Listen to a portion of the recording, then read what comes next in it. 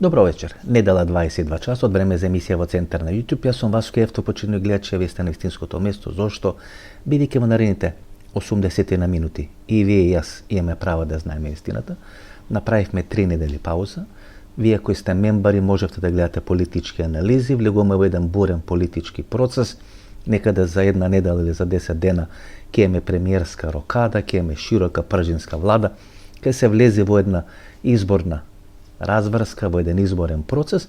Всушност Македонија во наредните 3 или 4 месеци, тамо некаде до 8-9 мај, ќе поминува низ политички премрежи, ќе се обидеме сите тие процеси, дали преку емисиите за мембари, дали преку овие редовни емисии недела 22 часот, преку интервјуа, да ги следиме сите тие процеси. Почеток на сезона, јануари, ќе имаме 2 интервјуа, едно интервју с Сречко Сладолјев, една интересна личност, значи едно интересно интервју. Јас одамна не сум уживал толку во одредено интервју. Еден од најмладите доктори на науки во поранешна СФР Југославија, човек кој работел на лекот за леукемија, кој многу знае. Човек кој вели дека опасни луѓе го водат светот. Некаде на граница помеѓу контраверзност, помеѓу некоја типичност, помеѓу политичка коректност, помеѓу нешто, знаете, кое се граничи помеѓу суперинтелигенција и неприфаќање од средината, меѓутоа интервју кое ве тера да размислувате. Интервју кое ви дава одредени информации, сакам вакви интервјуа кои ќе ве натера да размислувате, кои ќе ве натера да носите одредени заклучоци, да ги погледнете работите од сите можни страни. Јас се наоѓам во една фаза во кариерата кога всушност сакам вакви работи. Дотварам табу теми, дотварам одредени дебати, дотварам одредени прашања кои всушност ќе креираат размислување во кој правец се движи светот, во кој правец се движи регионот, што треба да се случува, што треба да очекуваме. Ова е едно типично интервју. Едно типично ала Васко Евтов интервју, едно интервју кое всушност ќе ве натера да погледнете на работите од една сосема друга призма, од еден сосема друг ангол, значи 80 минути останете со нас. Јас во верувам нема да зажалите. Сречко Сладолјев, контраверзен научник, контраверзен доктор. Ние разбираме во Македонија после свинскиот грип, меѓутоа кога ќе читате на интернет, така вас ве дефинират. Контраверзниот Сречко Сладолјев. Во што е Сречко Сладолјев контраверзен? Сречко Сладолјев е најмање контраверзна особа у Републици Хрватској. Све што е Сречко Сладолјев рекао, to je Srećko Sladoljev rekao više puta. I sve što je rekao više puta, to se tako i desilo u prostoru. Da nekoga koji govori, uporno govori, ustrajava na nečemu što se na koncu pokaže točno, ne može to znači kao kontroverznu osobu. Kontroverzna osoba je službena politika ove države, službena medicina. Oni su kontroverzni. Vi ste doktor, Ja sam doktorirao, ja sam bio po godinama tada najmlađi doktor znanosti u Jugoslaviji. Koja je specijalnost, gospodine Sladoljev? Koja je vaša specijalnost? Moja specijalnost je iz područja molekulske biologije. Tema na kojoj sam doktorirao je iz područja, to je jedno zanimljivo područje. Mi smo razvili odmah po otkriću jedne od revolucionarnih metoda kako se mogu napraviti specifična protutijela u laboratoriju. Napravili smo jedan eksperiment i pokazali, zapravo smo mi na neki način tvorci ovih pametnih lijekova. Iz tog područja je zapravo moj doktorat. Znači, vaš je doktorat od delot na pametni lijekovi? Nama je koristio pametni lijek koga smo mi napravili u laboratoriju. To je vjerojatno možda i prvi napravljeni za potrebe liječenja akutne leukemije, u čijem liječenju vi morate smrtno ozračiti bolesnu osobu i tada joj morate transplantirati koštanu srž. Da biste to mogli napraviti, vi morate proizvesti jedan specijalni pametni lijek koji onemogućava imunološku reakciju koštane srži protiv onoga koji je primio tu koštanu srž. Sladoljev, predujeme do glavната тема на разговорот. Да. Но веќе кажавте, нели, дека леукемија, канцери, ракови и така. Зошто светот се уште нема измислено лек за ракот? Гледате, што не измислија и Вселената, и кинжали, и суперсонични ракети. Нема нешто што изменатите 40 или 50 години не измислили. Гледате како се смени се од бразината на светот, промените во светот. Ако сте 20 години или 30 години во некоја џунгла да ве вратат сега, вие нема да може да се снајдете во светот, но не најдоа лек за ракот, нешто што веројатно сите би го поздравиле.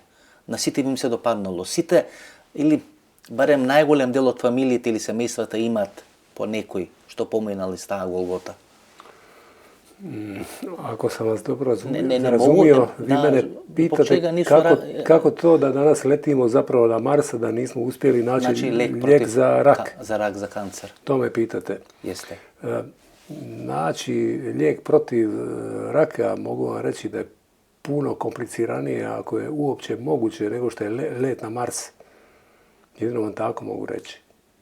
Toliko je to komplicirano, toliko je to zapetljano, toliko je to teško naći ili ne postoji interesovanje da se to napravi? Ne, ja mislim pronaći lijek protiv raka, mislim da to uopće nije moguće. Uvjeren sam u to. Srečko Sladoljev je ugledan naučnik do pred 15 ili 20 godini i kako vi se doživujete sebe si, kako žrtva, vi govorite za farmaceutska mafija. Jaz ne bi okoristil toj termin. Mislim, дека стана озбрзана фармацевтска олигархија.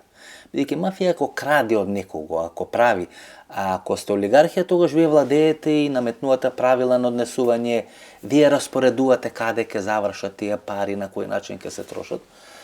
Дали вие се доживувате како борец против таа фармацевтска олигархија или се доживувате како жртва на таа фармацевтска олигархија? Nisam baš siguran da sam vas baš precizno razumio. Pitate me da li sam... A ja ću probati ovo intervju da vodimo na hrvatskom. Da li se vi doživljavate sebe ko neka žrtva farmaceutske oligarhije? Da. Ili se doživljavate ko neki borac protiv farmaceutske oligarhije? Ja govorim za oligarhiju, a ne za mafiju, jer mafija je nešto što je kriminalno, što je metastazirano, što je na nekom malom području. Oligarhija je nešto što vlada državom, vlada svetom, vlada medijima i slično tome. Ja ne mislim da sam ja žrtva farmaceutske oligarhije. Ja mislim da smo svi mi žrtve medicinske, ove farmaceutske oligarhije. Ja mogu samo reći da zdravstveni sustav, kao i sve ono što je uvezano u zdravstveni sustav, ne može po nekoj unutrašnjoj filozofiji uopće ne može niti pomoći zdravstvu, zato sve ono što financira, što funkcionira na principu profita, ne može na koncu donijeti nešto dobro medicini. Tamo gdje je profit, to je i zainteresirano za profit. Lijekovi, pravi lijekovi i pravo liječenje su suprotni toj filozofiji stvaranja profita. Hrvatsko zdravstvo koje je prije, za vrijeme Tita, bilo solidarno i javno, se urušava upravo zbog toga što je dopušteno da sve više i više ulazi privatno u zdravstveni sustav. Privatnik u zdravstvenom sustavu živi samo od zarade. Zaradu on može ostvariti samo od bolesti, ne od zdravlja. Solidarno i javno zdravstvo je takvo zdravstvo koje želi postići situaciju da vam liječnici uopće ne trebaju, jer ste zdravi. Kada vam se umiješa profit, interes takvoga zdravstva je da je čim više bolesnih. Dobro, gospodin Sladoljev, vi ste bili deo sistema. Vi ste bili deo sistema, bili ste na čelu određenih institucija, onda dolazi ona epidemija svinjskog gripa i vi počinjete da pričate, počinjete da dajete neke informacije, da pravite određene analize, da objavljujete u javnost, da imate suprotno mišljenje mainstream medijima, da imate suprotno mišljenje o ovoj farmaceutskoj oligarhiji i vi ste stavljeni na stubu srama, počinje protiv vas hajke, pa ste onda smenjen. Imali ste različiti stav i oko svinjskog gripa, i oko korone, i oko čitavog toga. procesa. Možemo o tome porazgovarati u ovom intervju. Naravno da možete. 2009. godina, kada je proglašena lažna pandemija svinjske gripe, mene je zatekla na poziciji člana nadzornog odbora koje je moralo odlučiti o nabavci i distribuciji takozvanog svinjskog cjepiva za jedno golemo područje jugoistočne Europe. Ja sam se u svom životu bavio posebno cjepivima. Morao sam ih za potrebe proizvoda Imunološkog zavoda raditi tako da postignem izuzetno visoke titrove, izuzetno visoke koncentracije protutijela u organizmima eksperimentalnih životinja koje smo potaknuli na proizvodnju tih antiseruma vlastito proizvedenim cjepivima. Ja sam jako dobro poznavao što je u prirodi pojačivača, da su to sredstva koja mogu, ali za komercijalne razloge, u pokusnim životinjama strahovito podići titrove, koncentracije protutijela, ali to ne bi bilo nikako primjenjivo za ljude, jer pojačivači u cjepivima mogu postati problem, oni i jesu problem, jer mogu izazvati autoimune bolesti.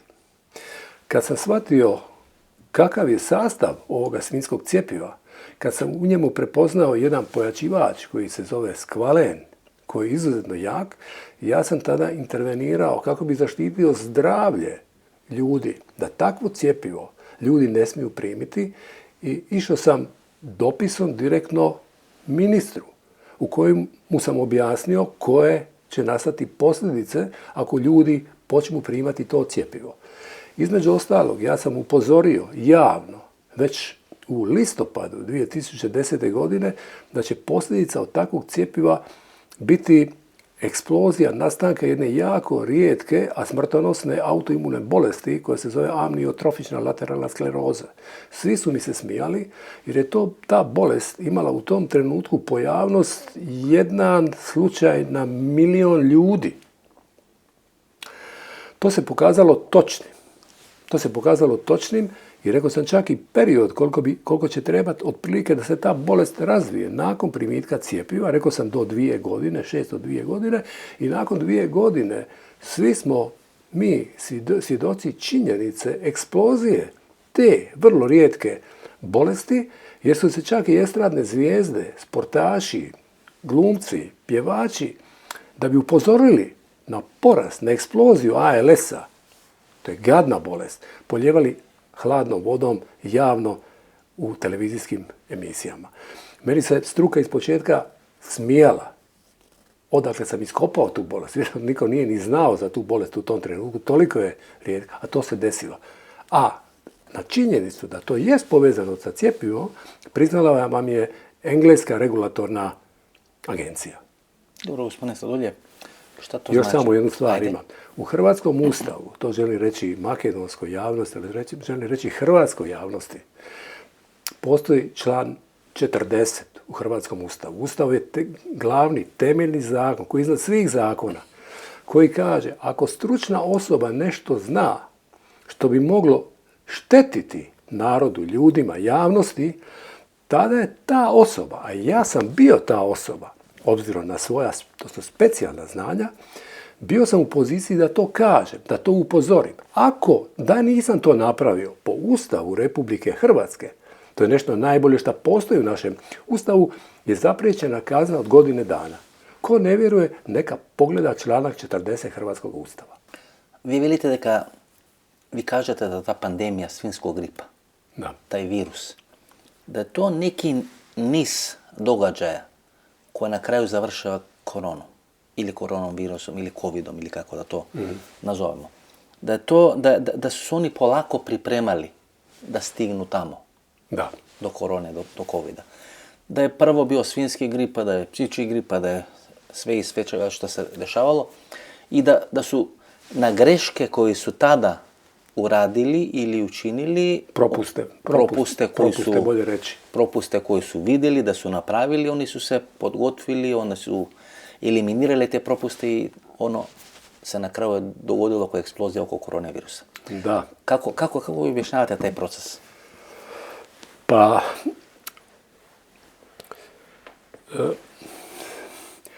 ovo što se dešava sa ovom zadnjom pandemijom, znači sa koronavirusom, ja bih rekao da je to vojna operacija. Kad se pripremate na vojnu operaciju globalnih razmjera, naravno ne možete nikad predvidjeti što kod te globalne operacije ste predvidjeli. Ako počnemo ptičje gripe, ona je bila 2007. godine, oni su predvidjeli da bi moglo biti 100 milijuna mrtvih. Na koncu je bilo 186 ljudi. Ono što je bilo tu, koji je bio propust je bio taj što su oni lijek za ptičju gripu, to je tada bio jedan antivirusni lijek, da se razumijemo, odmah je bio skinut sa liste antivirusnih lijekova kad se pokazalo da je potpuno neučinkovit i štetan. I to je prva, kad je skinula sa antivirusne liste, Švicarska, i to je bila zapravo zemlja u kojoj je Hoffmann La Roche ima sjedište, koje je kupilo licencu od jedne američke firme, zove se Gilead, koja je jedina proizvodila tada Tamiflu u svijetu, kupili su licencu. Znači Švicarska u kojoj djeluje Hoffmann La Roche, bez obzira što su to ogromni prihodi za Hoffmann La Roche, njihovi liječnici kažu pošteno, priziv savjesti, pa eksperimentalno to uopće nije antivirusni lijek. Imate štete. To je bio problem. Znači, dati problem, a istovremeno da ide rješenje, i to rješenje, znači firma ta Gilead američka je bila u suvlasništvu američkog ministra obrane, Donalda Rumsfelda, to je bilo pogrešno. U drugom slučaju pojavila se svinjska gripa i cjepivo je bilo ponuđeno kao lijek, ali također jako brzo, svega nakon 3 mjeseca. To je opet propalo. Propalo je zbog toga što nisu kontrolirali medije. Ja sam od momenta kada sam suspendiran i čitav onaj period, negdje do 2014. dao najmanje 200 intervjua i televizijskih, znači sve što sam govorio i radio i mislio, ja i drugi koji su mislili isto kao ja, bili su u medijima. To je bio veliki propust. U trećemu su sve ovo ispravili. Prvo što su morali ispraviti, više se nije smjela pojaviti gripa. Jer to je nešto bez veze. Onda su simptomatsku bolest, respiratoru, simptomatsku bolest, preimenovali u COVID, jer su navodno sa nekim testom našli da to nije virus influence, nego je to virus korone, koji je inače virus prehlade.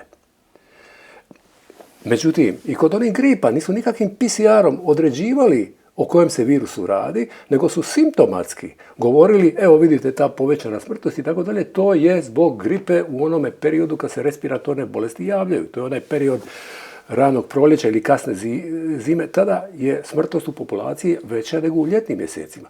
Znači, simptomatsku bolest, koja po simptoma gotovo je identična kao što je i gripa i dolazi od nekog respiratornog virusa, preimenovali su nešto strašno, zove se COVID. To je prvo što su morali promijeniti. Promijeniti ime. Drugo, nisu mogli sa lijekom rješenjem doći tako brzo. Oni su morali medijski naprosto kuhati ljude, držati u neprestanom strahu da ih omekšaju, jer kad tako ljude pripremite, oni će lakše prihvatiti cjepivo. To je bila druga stvar koju su napravili. Treća, ljudi koji su pokazali da imaju pravo kod prethodnih gripa. Recimo ja. Dekretom je bilo zabranjeno da se sa mnom rade intervjue. U 3. mjesecu 2020. naš premijer, to se zna, čak postoje i video zapisi, postoje i tiskani dokumenti o tome kako je sazvao sve urednike, glavne urednike tiskovina u Hrvatskoj i medija i njima drži govor o tome kako se oni moraju u pandemiji ponašati. Znači, mi nismo nikako imali pristup javnosti. Riješili su 3 stvari. Ime, period u koje će nas dovoljno dugo zastrašivati da lakše prihvatimo to cjepivo i treće, medijski smo bili potpuno blokirani. Dobro, vi ste rekli da je to vojna operacija. To je globalna vojna operacija. Da. Zbog čega smatrate da je to globalna vojna operacija? Zato što i sam virus koji je počeci dizajniranja tog virusa, što je malo neobično da se neko bavi jednim bezazlenim virusom. Znači, korona virusi spadaju u viruse prehlade, jedne zapravo bezazlene bolesti koja je česta u populaciji, koja se javlja prema epidemiološkim statistikama 1 do 2 puta godišnje kod odraslih, kod djece se javlja 6 do 8 puta. Oni na njemu rade patente i preinake. To su napravili. Zašto su izabrali taj virus da bude nositelj, da on bude biološko oružje? Pa zbog 2 osobine na početku. Prvo, što koronavirus je izrazito infektivan. On se vrlo brzo prenosi od čovjeka do čovjeka. Kad vi imate nekog koji je prehlađen i stavite ga sa još 20 ljudi unutra, svi će biti za pol sata zaraženi tom koronom virusu koja je bezaslena. A ako taj virus onda naoružate na specijalni način, tek sad otkrivamo dodatna oružja kojima su ga naoružali, onda ćete imati probleme. Jedan problem je bio u tome što njegovi spike proteini se vezuju za jedan encim koji pretvara jedan hormon kojega luči jetra u cirkulaciju u, ja bih ga nazvao, tekući neurotransmiter koji potiče muskulaturu krvožilja. Svih žila kroz koje potiče oksigenirana krv. Da se kontrahiraju i da se relaksiraju. 100.000 kilometara krvnih žila kod odrasle osobe. Barem trećina toga, znači kuda prolazi oksigenirana krv, to su venske žile u plućima i tu su sve arterijske žile sistemskog optoka. Srce, dvostruko srce, ono koje pumpa u pluća i ono koje sistemski pumpa, kako će ono ispumpati, propumpati? Gdje postoji takva pumpa koja može pumpati tekućinu, i to tekućinu, gustu tekućinu, koja se nalazi eritrocite, kroz 100.000 km krvnih žila? Mada nema mišića, znači da nema ovog mišićnog dijela, to je 30.000 km krvnih žila koje ovise o tome angiotenzinu, mi ne bismo mogli živjeti uopće. Oni su ciljali taj encim koji upravo na tim tkivima, na endotelima tih žila pretvara jedan inaktivan encim kojega luči jetra u aktivni oblik. Mišić se ne može kontrahirati, to znate. Vi ne možete kontrahirati mišiće, ruku i nogu koji su voljni, pod vašom voljom, bez da živci koji završavaju na tim mišićima ne izlučuju neurotransmitere. Ali kako ćete vi provesti mrežu živaca na 30.000 km? Onda je to priroda smislila tako da taj neurotransmiter izlučuje jetra, on dolazi cirkulacijom, on se nalazi u plazmi i na mjestima gdje je on potreban, to je znači u oksigeniranom optoku, se pretvara u neurotransmiter koji kontrahira krvne žile.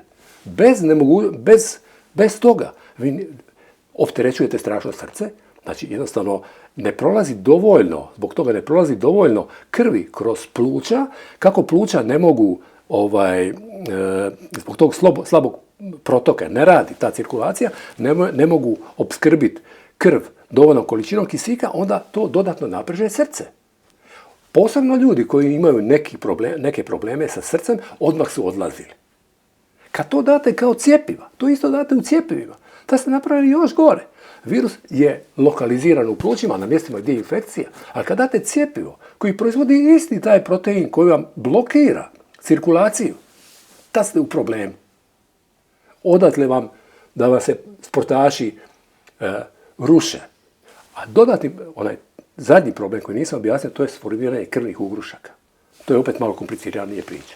Sve je to bilo ugrađeno u taj virus. I ovo zadnje što se otkrilo, a to je povezanost ovih cjepiva sa pojavom ovih invazivnih, nikad u povijesti viđenih, nazvanih turbotumorima. turbotumorima. Da istovremeno se pojavljuju kod osobe u kratkom vremenu nakon cjepiva i da se pojavljuje istovremeno u nekoliko vrsta tkiva nekoliko tih primarnih tumora. To se nikad nije vidjelo. I do 3 se pojavljuju. Dobro, profesore, vi smatrate da je generalna proba bio ptičji svinjski grip? Pa ne znam, možda je bilo toga i prije, ali da. Otprilike. Da. Da su oni vidjeli gdje su napravili propuste, Da. imali su virus ili imali su grip, odnosno imali su problem, a imali su i brzo rješenje, to je Tamiflu. To je između ostalog, da. Između ostalog. Onda su pokazali propuste u delu medijumskog pokrivanja čitavog tog spektra, ili čitavog tog procesa. Tako je. Ljudi koji su bili protiv imali su I koji su znali objasniti zašto su protiv. imali su slobodan pristup medijima. I kad je to generalno sagledano, kad je to generalno sondirano, kad su vidjeli gdje su propusti, šta se pogrešilo, šta može da se popravi i kako može da se napravi novi eksperiment ili novi projekt, oni su tu radili. Na tome su dugo radili. Da, dugo su radili. Znači od 2010. godine se pojavljuju... 10 godina. I više, 2010. Da, 10 godina su radili na tom virusu jer postoji trag, postoji patenti da su se time bavili. Postavite im pitanje zašto ste se vi time bavili? 10 godina su se bavili time. Najmanje koliko ja znam. Na varijanti koronavirusa? Znači, na doradama, na spike proteinu novog koronavirusa koji je kasnije pušten u prostor.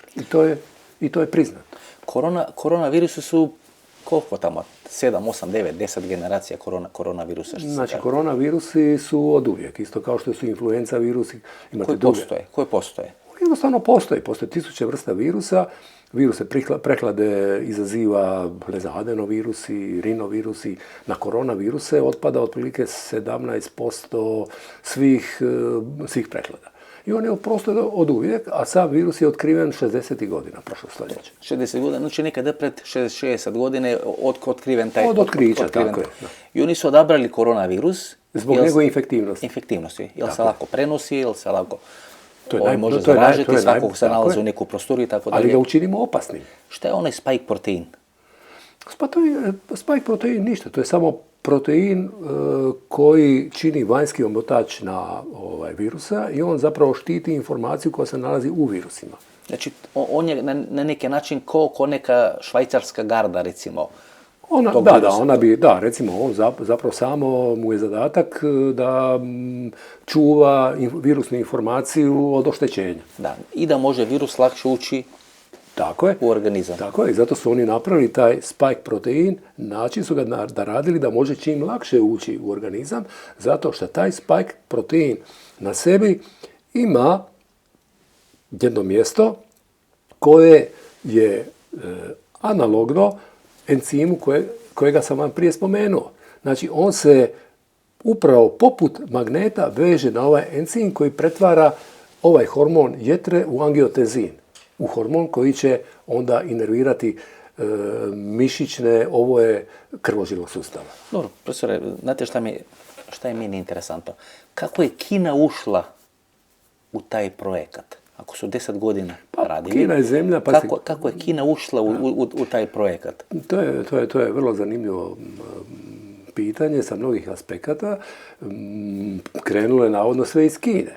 Međutim, interesantna je situacija da vi u jednom trenutku, ne vi, nego čitav svijet globalno, čak ona otočja tamo valjda u Mikroneziji i Polineziji, istog dana, u istog trenutku kao Hrvatska, kao Amerika, kao Velika Britanija, saznaju za nekoga čovjeka koji čudno kašlje u Kini, zemlji gdje imate godišnje 2 milijuna pokušaja samoubojstava, gdje se realizira preko 150.000 samoubojstava. I sad odjedanput svi mi znamo da neki čovjek je obolio od nečega i čudno mi kašlje. U Kini. I to je u Kini. Na nekom pazaru tamo u Wuhanu, u nekoj bolnici u Wuhanu. Tako je. I koji se ne može izlečiti. Tako je, da, vrlo interesantno. Imate, a istovremeno od malarije ne znam koliko umire godišnje deseci tisuća i tako ti zaraznih, koliko god hoćete imate. I to je već bilo indikativno. To je već bilo indikativno da je to medijski moralo biti globalno organizirano. Ja sam već tada u tom momentu rekao da se nešto kuha. Međutim, 2010. godine, kad je bila svinjska gripa, ja sam izrekom napisao, rekao intervjua, zapisano je. Ljudi, stanična obrana, to je neimunološka obrana, obrana koja nespecifično, istovremeno, sa 5 antivirusnih antibiotika napadne one stanice koje su inficirane virusom, bit će dovoljno jaka da vas obrani od bilo koje manipulacije virusima u budućnosti koje se naprave ljudskom rukom. Nijedan virus, ma kako bio opak, neće moći savladati staničnu antivirusnu obranu. I to se zapravo i desilo. Jedino ljudi koji su bili ugroženi, recimo jedna od prvih informacija je bila da oni koji su u onom prvom valu korone, da su to bili ljudi, to nisu znali objasniti. Radi čega ljudi koji su u prethodnih godinama bili stalno cijepljeni sa cjepivom protiv gripe. Zašto baš ti ljudi, ako obole od koronavirusa, baš ti ljudi umiru?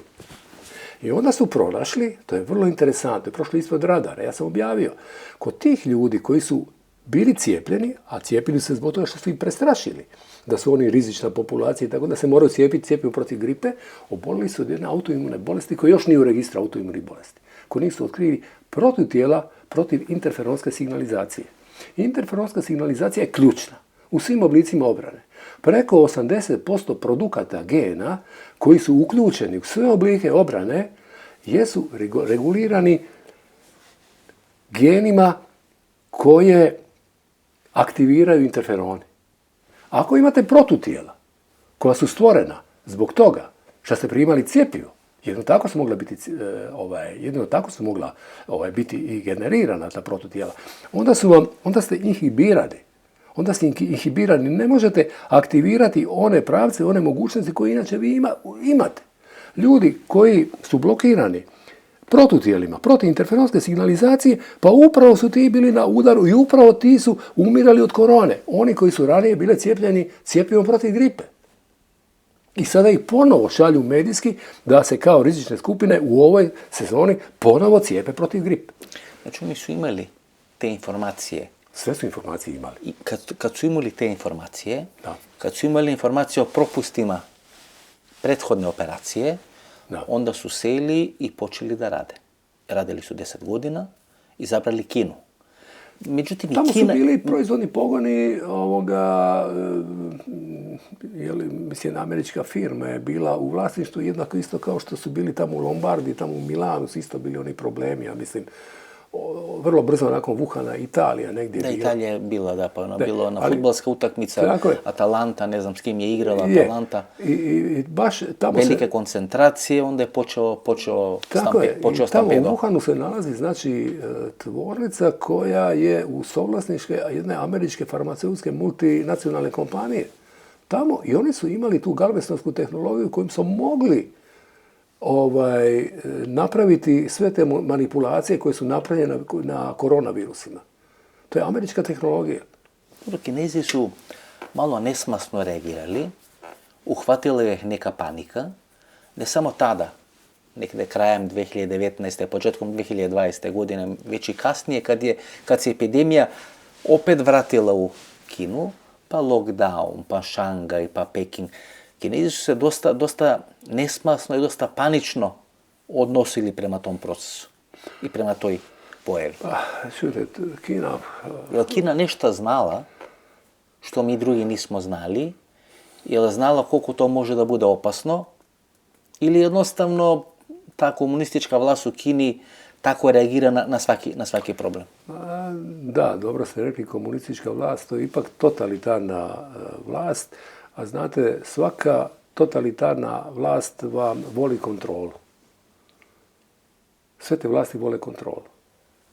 Ja mislim da je Kina po tim nadzornim kamera vodeća na svijetu, prepoznavanja lica na ulici i tako.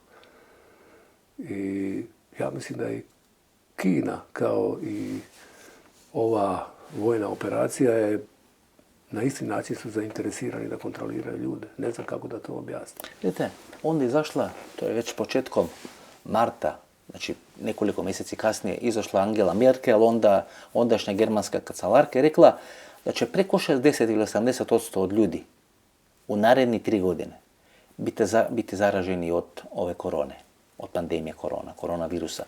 I da će biti velika smrtnost, da ne zna se kako može eksplodirati čitav taj proces i od Angele Merkel i te njene izjave počela je ona panika. Nije to bila izjava Angele Merkel, nego to su na temelju saznanja koje sam i ja o tom istom virusu imao, znači isto saznanje o tome kako je on nadograđen, znači umjetno nadograđen, biotehnološki nadograđen virusu, jedno biološko oružje, su epidemiolozi Oxforda i Harvarda, znači ovo što sam ranije bio pričao o tome kako je blokirano funkcioniranje krvožilnog sustava, vodeći epidemiolozi svijeta, Harvarda i Cambridgea, su rekli da će biti milijarda mrtvih. Znači, Angela Merkel je samo prenijela informaciju koja je dobila od onih koji bi trebali biti najkompetentniji. To što su oni izjavili, to i jest bilo kompetentno. To se i moglo tako zaključiti. Ali ja sam rekao, to se neće desiti zato što postoji takvi mehanizmi koje uopće ne interesira šta ste vi napravili od tih virusa. Oni će te viruse zaustaviti antivirusnim, staničnim antibioticima in situ, u samom virusu. To tako funkcionira kod zdravih ljudi, ali ne može funkcionirati kod onih kod kojih svi aspekti obrane nisu optimalni. Ako imate ljude koji proizvode protutijela, protisignale, interferonske signalizacije, tada nećete moći optimizirati tu obranu. Pazite, vi imate ljude koji, kao ja sam 3 puta obolio. Ništa mi nije bilo, malo temperature, 2-3 dana. Neki uopće nisu imali simptome, a neki su umrli. Pa nije te ogromne razlike u posljedicama infekcije koronavirusom, pa nema to veze nikakve sa vašim, da neko gleda jeste vi crne, bijele boje kože, da li imate ovakve oči, da li imate onakve oči, da nekoga virus mrzi. Virus je konstanta. Jedina varijabla u tom prostoru, među svima ovima koji znači nemaju simptome do onih koji umiru, je vaše kondicije imunološke. Razlike u vama određujete na koji način ćete vi imati teret te bolesti. Virus je uvijek isti. Ili istina? Profesore, ako su oni pretpostavljali da će biti oko 1 milijarde ljudi koji umiru od tog virusa, to su Cambridge, to su epidemiolozi. Epidemiolozi. Znači njihova procena epidemiologa je bila da će oko 1 milijarde. Tako je, ja bi rekao bi ok, sve ste obzirom kakav je taj virus, na sve njegove karakteristike. Jel su oni to pretpostavljali? Jesu oni to očekivali? To su očekivali. Jesu oni na to radili? I šta ih je iznenadilo, recimo, da nije takva smrtnost, da se nije to desilo? Šta je razlog da stvari ne krenu u tom pravcu? Pa razlog tih procjena što su oni potpuno zanemarili staničnu obranu na kojoj stalno inzistiram. Stanično, to je znači kletočna odbrana. Tako je. Sami organizam, znači ima neki svoj kineski zid ili... Svaka stanica.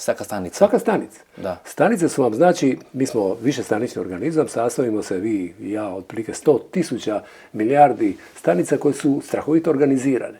Međutim, još iz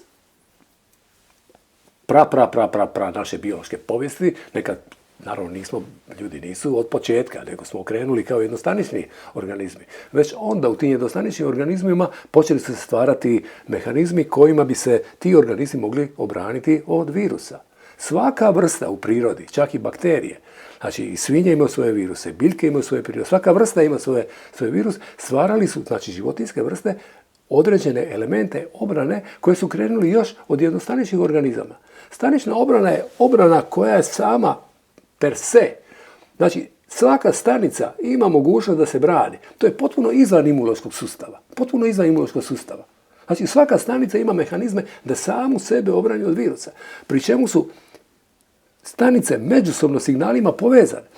Inficirane stanice, kao i u prahistoriju, šalju odmah signale, to su interferonski signali. Znači svaka stanica izlučuje interferon, svaka stanica ima receptore, antene za taj interferon. Šalje interferonske signale u okolne stanice da pripreme mehanizme obrane. Ove šalju dalje. Kad imate virusnu infekciju, točkastu u nekoj stanici pluća, dušoma je prvi virus, ili 10 virusa, nema veze, vrlo brzo odmah čitavim organizmom od toga mjesta gdje smo mi inficirani se šalje jedan signalni interferonski val koji aktivira gene koji se nalazi u staničnim jezgrama. Ti geni tada u tom momentu počnu mahnito proizvoditi proteine, a ti proteini su alati za zaustavljanje virusa. Mi na taj način pripremamo obranu. Ako to zaustavite, imati ćete probleme.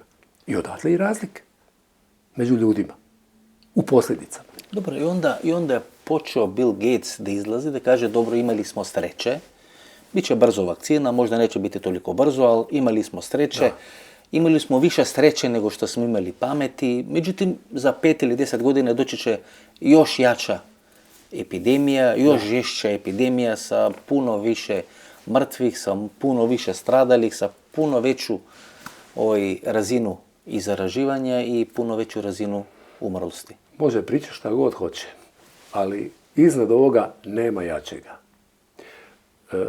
Dva znanstvena rada, ja sam jučer imao predavanje u gradu Vukovaru, tada je Vukovar pao.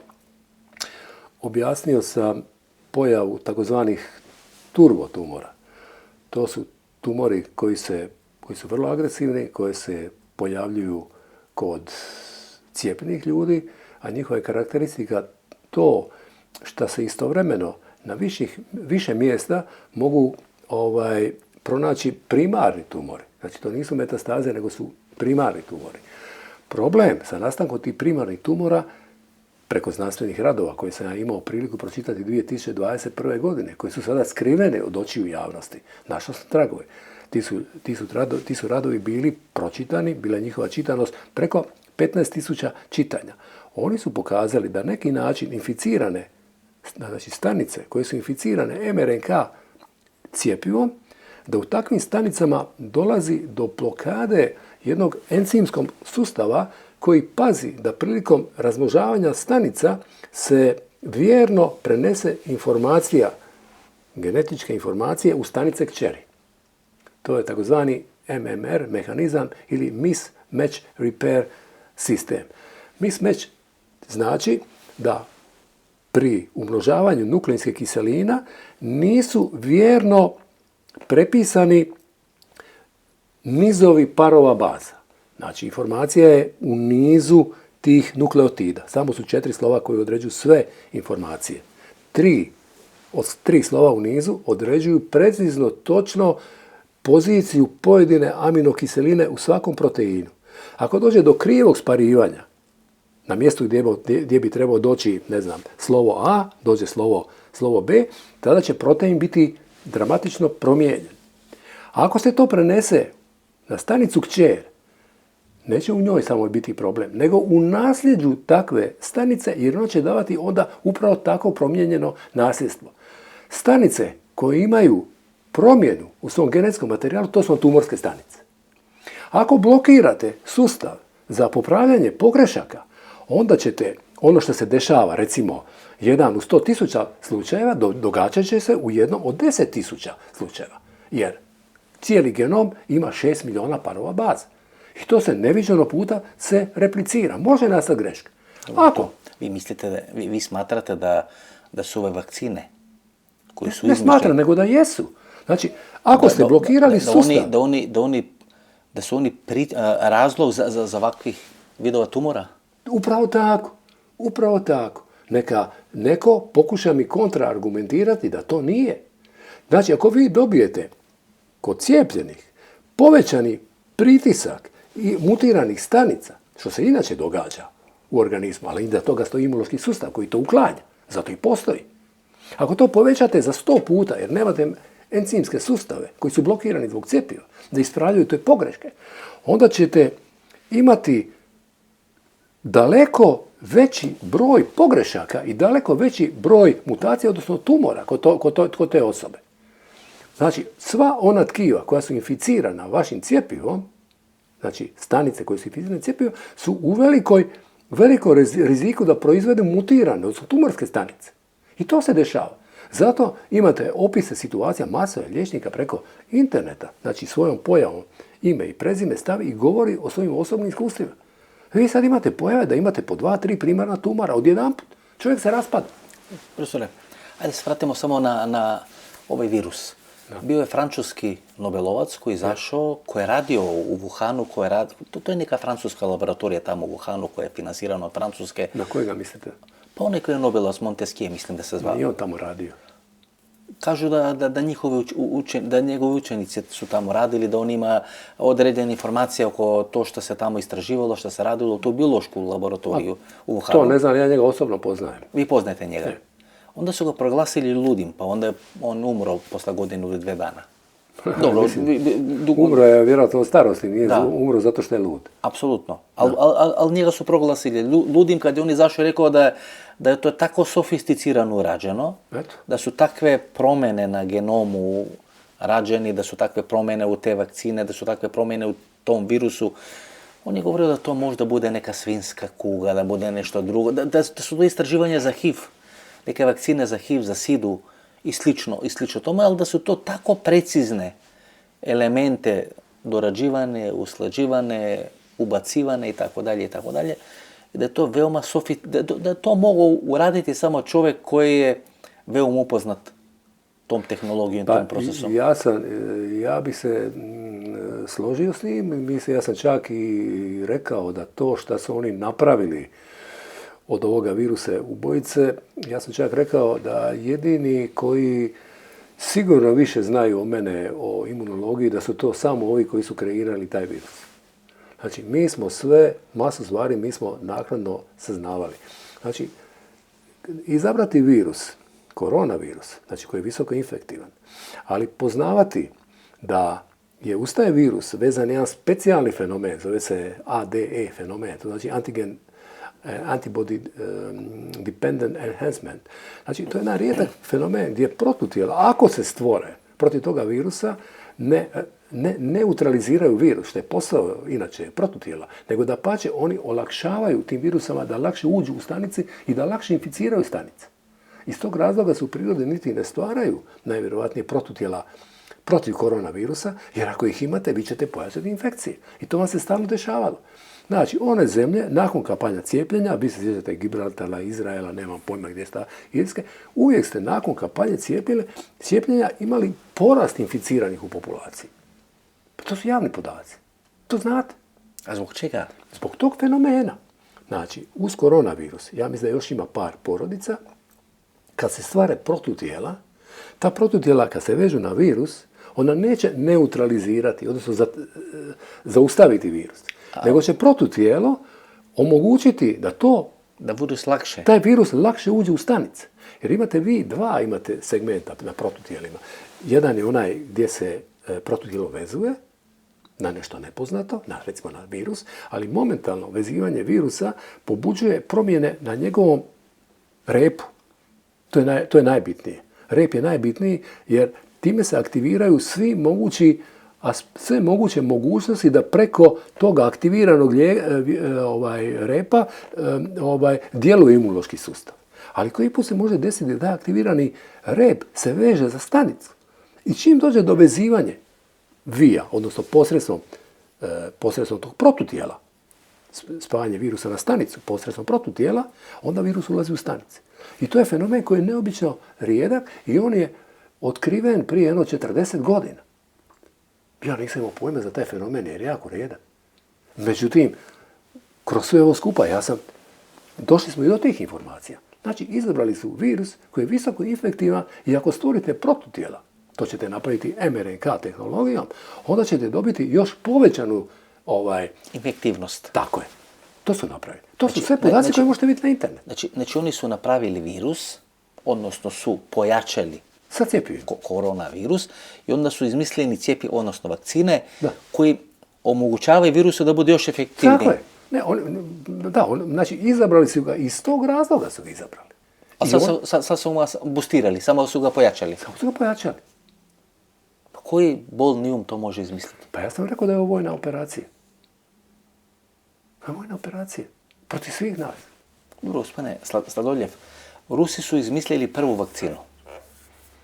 Ona je prva izašla, ali ta vakcina Sputnik, ja mislim kako se zove, znači nema veze sa mRNK tehnologijom. Znači tu tehnologiju imali su samo Amerikanci. To je Moderna, pa imali su ona AstraZeneca, to je Johnson, ja mislim da je Johnson, nisam siguran da je to isto mRNK. Ali znači najjača Pfizer, Moderna, AstraZeneca, to su mRNK. To su mRNK vakcine. Ova ruska i ona kineska vakcina, u čemu su oni razlikuju recimo od ove RNK vakcine? To je klasična, znači to su klasične vakcine. Oni su radili nešto oko istraživanja oko svinjskog gripa, ostali su im neke parametre, ostali su im neke... Znači to je čisto klasično cjepivo gdje vi... Klasična cjepiva su takva da vi date antigen, odnosno imunoprovokator u cjepivima, imunološki sustav to prepozna i stvori protutijela. Ovdje radi drugačije. Vi sa mRNK tehnologijom, znači molekulama glasničke, messenger ili mRNK, pošaljete informaciju direktno u stanicu. Ta mRNK stavite ovako nekakve lipidne korposkule da bi bile zaštićene od enzima koji bi mogli oštetiti mRNK. Ona mora doći cjelovita, mora doći u stanicu, da to je zaštiti u masne kapljice. A kako je membrana stanica također masnoća, to su fosfolipidi, oni vam se slijepe, ko kapljice u juhi, jel? Kad imate juhu, pa imate milion malih masnih kapljica, tokom vremena mala kapljica će dati drugu malu kapljicu, pa će se spojiti u veću kapljicu. Isto tako vam da funkcionira način transfera mRNK informacije gdje imate ovo biološko oružje, šaljite u stanice. I kad vam dođe ta glasnička RNK, ona radi ono što inače radi. Ona prolazi kroz ribosome i onda se informacija koja je zapisana u slijedu od nukleotidi, biva učitavana u lanac proteina sa tačno preciznim raspored aminokiselina spike proteina. Točno tako, točno to se dešava. I to onda sve skupa eksplodira i izađe van. I imate blokadu krvožilnog sustava. I imate mogućnost da zbog blokade toga mismatch repaira, odnosno popravaka prilikom replikacija stanica, dobijate tumore, mutirane stanice. Koji su tumori? I imate praktički invaziju tumora, koji imunološki sustav više ne može kontrolirati, je previše. Možemo li objasniti za gledalce kako vakcina, ukratko, u nekoliko rečenica, kako vakcina u stvari podstiče te tumore? Na koji način? Ona ih ne potiče.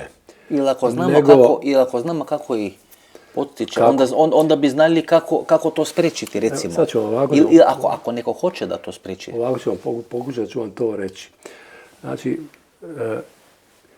izmjena samo jedne aminokiseline u proteinskom lancu, koji se sastoji od, recimo polipeptidima nazivamo lance koji su manji od 50 aminokiselina, oni koji su veći zovemo proteinima. Znači, samo jedna izmjena jedne aminokiseline može dovesti do velikih problema. Recimo, usporedite srpastu anemiju, jednu bolest, to je jedna urođena bolest, kada se zbog promjene samo jedne aminokiseline u hemoglobinu, normalni hemoglobin na poziciji 6 ima glutaminsku kiselinu. Ako dođe do greške i ako na tom mjestu dođe samo jedan aminokiselina koja se zove valin, to ima reperkusije na tome da se čak promijeni i oblik samog eritrocita.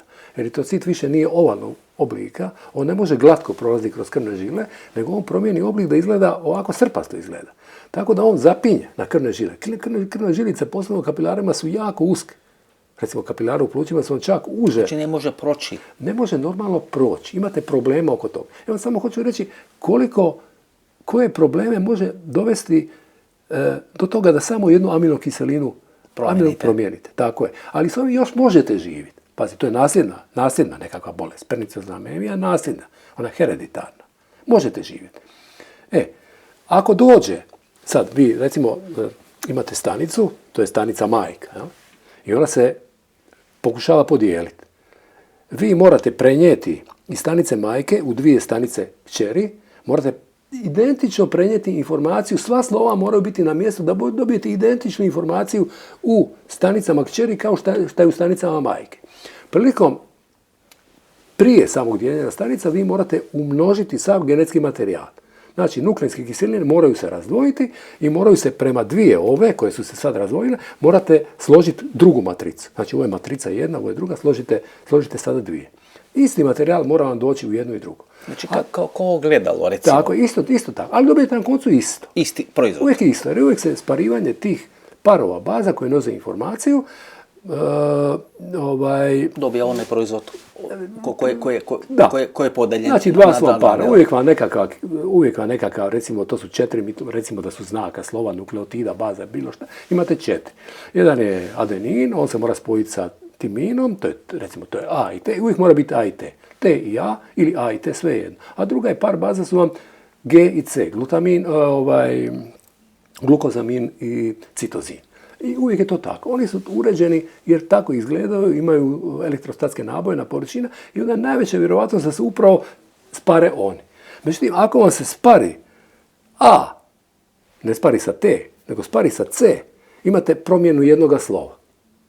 Ako dođe do promjene slova prilikom dekodiranja tog informatičkog niza, onda vam na tom mjestu, sad više na tom mjestu, ako je recimo T umjesto A, imati ćete 3 slova, recimo GTG umjesto GAG i onda će vam desit će se mutacija. Protein koji će se stvoriti više nema svoju 100% funkciju. On može biti strukturni, može biti encim i tako dalje. Kada takva stanica da svoje nasljeđe, vi imate set, znači jednu cijelu koloniju koja uopće više ne odgovara na sve ostale mehanizme homeostatske, znači više nemate integritet organizma. To je tumor. On jednostavno ne možete ga kontrolirati. Sad dolazi imunološki sustav.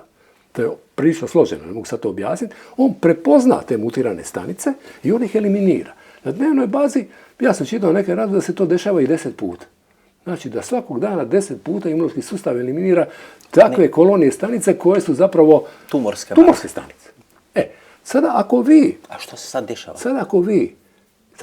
Ima sustav encimi, to su 5 encima na 17. kromozomu, koji će kad dođe do krivo sparivanja, ako vam se nije došlo da se na tim molekulama koje idu u stanice kćeri, ako nije došlo T, nego došlo C, tada taj sustav encima to ispravi pa baci pravo slovo ubaci unutra. Ako vi sa cjepivom onemogućite taj sustav, onda nećete imati dnevno da mora imunološki sustav eliminirati 10 tumora iz organizma. Što se prirodno dešava kod zdravog imunološkog. Nego će morat susreće se sa 100 takvih tumora. I normalna je stvar da će to biti preveliko opterećenje za imunološki sustav, da on to neće moći raditi, da će postati propusno. I zato imate pojavu kod tih takozvanih turbotumora da istovremeno imate nekoliko primarnih tumora na raznim mjestima. Znači nema metastaze, nego su to primarni... Primarni tumori. Znači to je ovako da plastično objasnim gledalcima kao ona železna kupola izraelska koja može ispaliti recimo 2000 rakete. I ako vi na tu železnu kupolu, taj antiraketni sistem, protivraketni sistem, onda ispalite 5000 projektila. On može pogoditi 2000, međutim 3000 će proći. Znači nešto slično se dešava i u našem imunološkom sistemu. Znači on može 10 takvih promjena. Tako je. Ako vi imate 100. Ako imate vi protuzračnu obranu, da možete skinuti 2000 raketa i skinete 2000 raketa, ali ako vas gađaju sisverno 5000 raketa, onda će vam sve uništiti. Sve uništiti. To se dešava, znači, sada kod nas. Ili kod ovih koji su...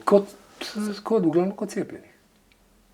Znači, to je strašno. Izraz tumori došao je od jedne švedske patologinje švedske, koja je, suočivši se sa turbotumorima, ona je ih dala izraz i rekla je, u videolinku, obavila 100 obdukcija. Rekla je, ja sam se učila da pomognem ljudima, ali ja sada više ne znam što bi radila. To je njena izjava. Ovo je strašno, profesor. Dobro, ovi mladi sportisti malo, pomalo pa padne neko. Kolabira na fudbalsku utakmicu. Najčešće su to fudbaleri. Znači, najčešće su to fudbaleri, pa ne znam, Srbin, pa ne znam, onaj Danac, pa ne znam, neki drugi fudbaleri, pa Imate masu, ja sam imao sam cijeli katalog to, pa sam poslije sve to skupa spalio, ja sam bar 100 sam imao izvještaj u Hrvatskoj. A šta se dešava?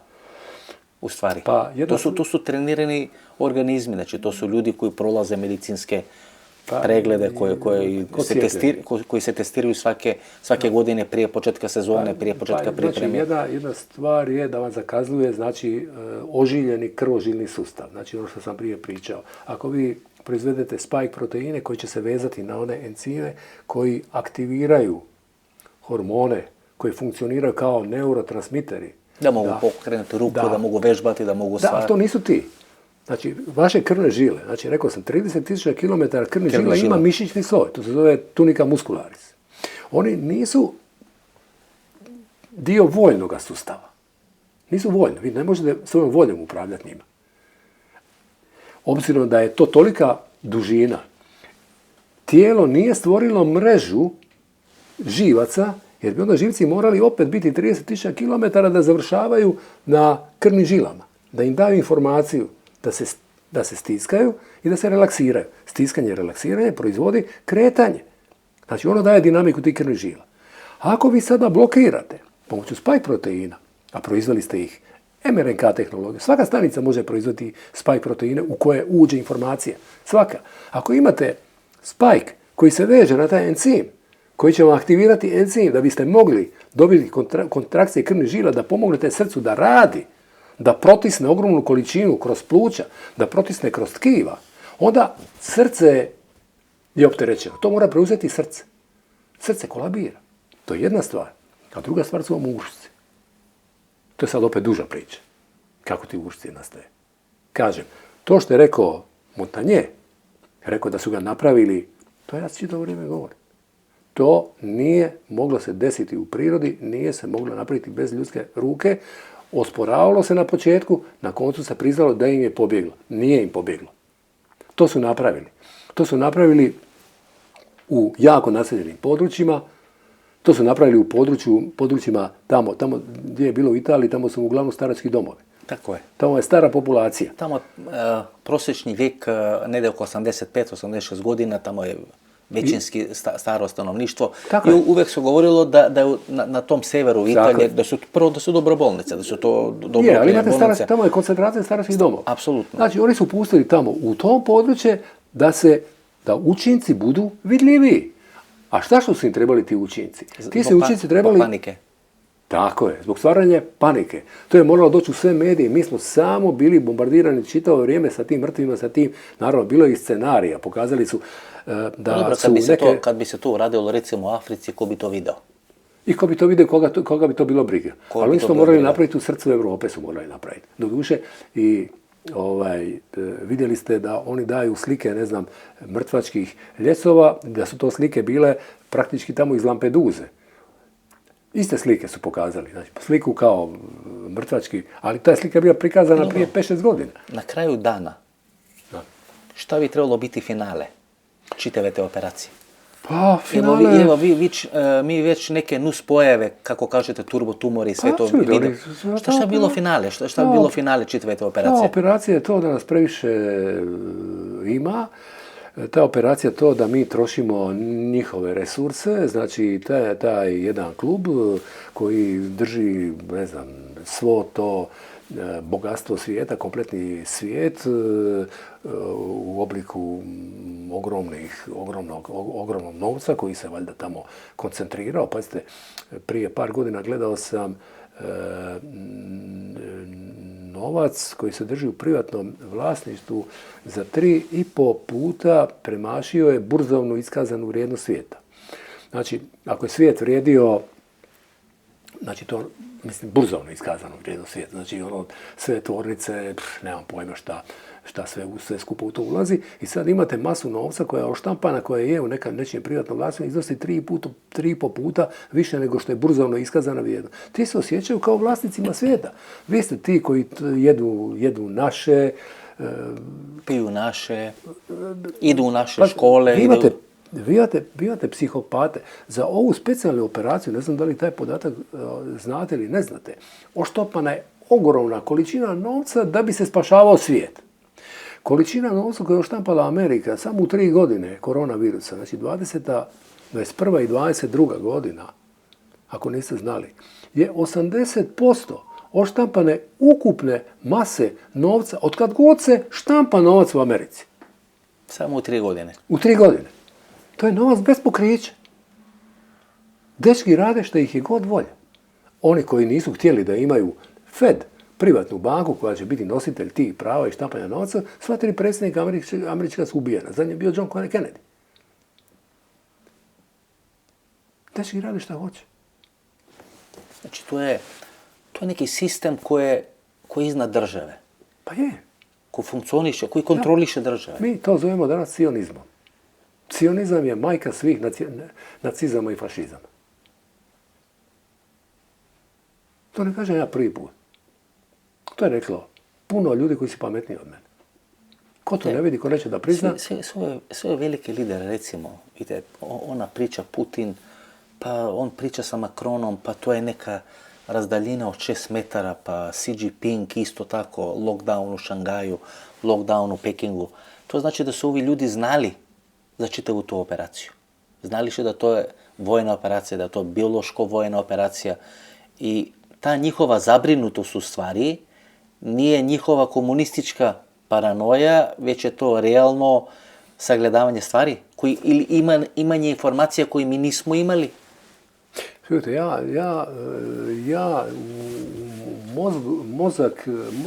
mozgove tih ljudi zaista ne mogu ući. Iskreno govoreći, ja ne mogu ući u mozak tih ljudi. Ali imali su informacije, recimo i ruski predsjednik, i kineski predsjednik, oni su znali šta se dešava.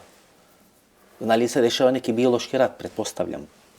Ako vi imate informacije, evo, uzeli ste ovog francuskog Nobelovca, koji kaže da je rađeno tamo na tom projektu, da su to novci to ste i vi rekli. I novci potrošeni i tako dalje i tako dalje. Znači, to je dobro osmišljen, dobro kreiran, dobro plasiran i dobro sređen projekat koji treba njima obezbediti nešto. Pritom to nisu samo pare. To su valjda neki porivi, to su valjda neke utjecaje, neko preraspoređivanje snaga i svega toga što dolaze. Vi ne znate da je prije par godina bio prijedlog na Hrvatskom saboru da se zabrani motika kao alat u poljoprivredi. To vi znate? Ne, to ne Evo, znam. sad vam ja to kažem. Znači, to je bio prijedlog koji nije prošao zato što motika iz nekih određenih razloga nije ekološki prihvatljiva. Jer vi to znate. Evo, sad to govorim javno. Pogledajte da li će neko demantirati. A šta hoćete reći? Pa hoću reći Ako neko njima nešto naredi, da će to oni uraditi? Pa ja hoću reći da svijet vode luđaci, jedno to hoću reći. Samo to hoću reći. Onda treba da budemo veoma zabrinuti ako svet vode luđaci. Pa ja jesam veoma zabrinut. Mi smo doslovce u klopci. Znači, Hrvatska je registrirana kao firma. Ja sam pogledao. Ona je u registru firme. Piše firma na njemačkom, Hrvatska d.o.o. Firma je naša policija, firma je naše zdravstvo. Nema pojma, tako su sve države svijeta. Mi o tome nemamo pojma. Mi već pričamo sat i 6 minuta, tu smo negdje na kraju razgovora. Jesu dečki ostvarili svoj cilj? Jesu ovi ljudi ostvarili svoj cilj? Ne. Nisu ostvarili cilj. Međutim, posljedice su vidljive.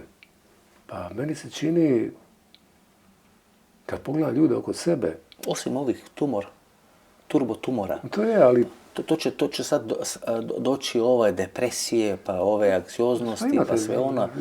Ne znam brojeve, Otuđivanje ljudi, pa umiranje starih ljudi. Napad na obitelj u Hrvatskoj nikad više niste imali. Deca koji su bili u lockdownu, koji nikad više nije bilo pokušaja suicida među maloljetnicima u Hrvatskoj, nikad više to.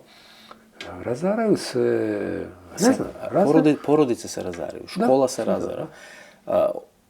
Dosadašnji način življenja je razoran. Brakovi, Je. psiha ljudi i slično. Pa ja vam kažem, ja krećući se kroz ovaj svijet, ja sam živo biće, još uvijek sam jako pažljiv i promatraš što se oko mene zbiva. Pa ljudi baš nisu svoji. Tolika količina agresije, napetosti, ludosti. Ja sam na ovom svijetu skoro 70 godina, to ja nisam opazio. Čini mi se, posljedice jesu ti i ono što je najzabrinjavajuće, kod ljudi se nije u glavi upalio nekakav alarm, nekakav obrambeni alarm. Dosta je više s tim. Ljudi su potpuno pasivni. Pa dobro, To se mene ne tiče. to su mediji uradili, znate. Vi kažete, kad je bio ptičji i onaj svinjski grip, oni su vidjeli gdje su promašili, gdje su propusti i onda su korigirali te propuste. Znači, vi možete manipulirati ljudima ako im stvorite strah. Ako nema strah, Da. onda vi ne možete manipulirati ljudima. To je radio nacizam, to je radio komunizam, to je radio cionizam. I To rade svi ovi pokreti ili sve ove nakaradne neke strukture, političke, opšestvene, ideološke i tako dalje. Znači, prvo morate stvoriti strah. Ako imate strah, onda vi kontrolišite čovjek. Ako kontrolišite njegove osjećaje, kontrolišite njegove ponašanje, kontrolišite njegove potrebe i tako dalje i tako dalje.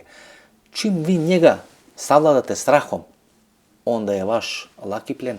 Nije li vam čudno da ja koji imam za par mjesecima 70 godina zapravo pokazujem više aktivnosti, više života, više dinamike nego mladost u Hrvatskoj, nego dečki koji imaju 20-30 godina. Kao da su otupjeli svi. Pasivni smo svi. Da li je to rezultat zaglupljivanja preko medija? To je doslovce zaglupljivanje. Vi smatrate da je to bio početak Trećeg svjetskog rata? To neki zovu trećim svjetskim ratom. Ne znam kako. Ja sam samo rekao da je vojna operacija. Ne znam kako ovo nazvati. Mislim, ja jasno vidim šta se zbiva, ali čak sam izbunjen. Ali hvala Bogu, ja vidim šta se zbiva. Bar to. Možda ljudi još uopće... To je toliko apsurdno da ljudski mozak to ne može prihvatiti. Naš mozak često i djeluje tako, da ove stvari jednostavno odbacuje, valjda da bi zaštitio samog sebe. Mi se tim tupežom, odbacivanjem informacija, odmahivanjem ruke, valjda se samo branimo. Profesore, hvala puno. Samo još jedan segment. Govorilo se da te RNK vakcine, da se preko njih može intervenirati u ljudskom genomu. Točno, to je takozvano retropozicioniranje. Šta to znači kratko u jedan minut vremena? Kratko znači da bi se prije 50 godina bila je postavljena jedna teorija po kojoj je informacija uvijek išla jednosmjerno, znači sa gena, iz jezgre, preko te glasničke nukleinske kiseline na proteine i da informacija nikad nije mogla ići u suprotnom pravcu. Međutim, sad se otkrilo da ta messenger RNK, taj messenger zapis, može biti integriran u DNK. Međutim, da bi napravio nekakve posljedice i to se dešava. Znači, to je otkriveno. U patologiji to je otkriveno. Da je transfekcijom došlo do ugradnje informacije iz messenger RNK u genom stanice koja je bila inficirana. To je dokazano. Postoji određeni problem koji se javlja, a to je da bi također transfekcijom mogle biti inficirane spolne stanice. Tada bi se zbog transfekcije ta informacija koja nije dobra mogla prenijeti na nasljedstvo. Znači na nove ljude u budućnosti. Spolne stanice, mislite stanice za... Spermatozoide ili jajne stanice. Za reprodukciju. Reprodukciju, da, spolne stanice. Znači, onda se to prenijeti za buduće generacije. Da bi se to moglo prenijeti na buduće generacije. Međutim, ja sam mišljenja da ta mogućnost je toliko mala da je ona apsolutno zanemarivo mala. I također mislim da uvijek postoji jedna selekcija da sve ono što je loše ne može se održati u nasljedstvu. Znači ja bi se toga vrlo malo brinuo. Profesore, hvala puno. Ovo je strašno što smo čuli, međutim, gledalci treba da znaju, jer imaju pravo da znaju istinu. Opet kažem, pozivam se na Ustav Republike Hrvatske, koji je odličan Ustav, ali koji je pogažen, po kojem se pljuje. Postoje pravni lijekovi i procedure koji su iznad Hrvatskog Ustava, koji kaže u članku 40 da ljudi koji nešto znaju, po savjesti to što znaju, a moglo bi naštetiti stanovništvu, građanima Hrvatske, Makedonije i bilo čega, to moraju reći jer im je zapriječena kazna zatvora od godinu dana. Svi mogu provjeriti članak 40 Hrvatskog Ustava. Nas mogu ubiti, ali sigurno nas neće zatvoriti zbog toga što smo šutili. Hvala puno. Ovo беше емисията во Центар, интервју с Речко Сладолев, ви реков дека ќе ви се допадни, јас сум сигурен дека ќе ви се допадни. Ново дружење за тие кои се мембари, вторник 22 часот и 30 минути, Джеймс О'Брајен доаѓа во Република Македонија, битна средба, Албин Курти, Еди Рама, Александар Вучич. Всушност, со таа средба треба да биде бетонирана американската подршка на владината коалиција, има некоја најава дека ќе има некоја германска посета текот на февруари, значи некаде за 20 до 25 дена. Може да има нови имења на црната листа. Тие работи ги анализираме во емисиите за мембари, 150 денари, секој вторник 22 часот и 30 минути ве очекувам. За вие кои не сте мембари, ново дружење недела 22 часот, ќе видиме дали Горан Милич или некој домашно интервју, одличен интервју со Горан Милич, каде што анализираме што ќе се случи во светот во текот на 2024 година и имаме некои преговори со домашни интервју, така да во зависност дали ќе биде домашно или ќе биде Горан Милич, благовремено ќе бидете информирани. Ново дружење, вторник 20 часот и 30 минути за мембари, за редовните гледачи 22 часот во недела. До тогаш пријатно вечер Македонија, каде и да си.